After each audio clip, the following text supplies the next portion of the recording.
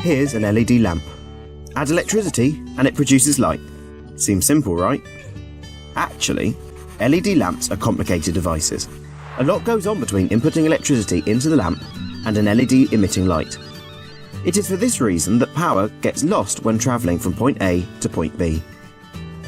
The measurement of how much power actually goes into producing light is known as power factor.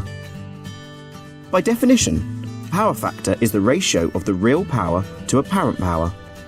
Now, what does that actually mean?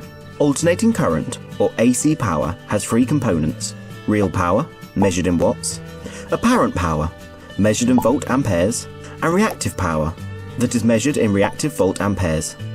Let's use a cup of white coffee as a simplified example. The coffee part is termed as the real power. The milk stands for reactive power, and the total contents within the cup is termed as the apparent power. The more milk there is in the cup, the lower the strength the coffee gets, making it inefficient.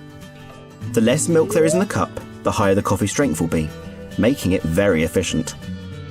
A power factor of 1 is the most efficient use of the power supply.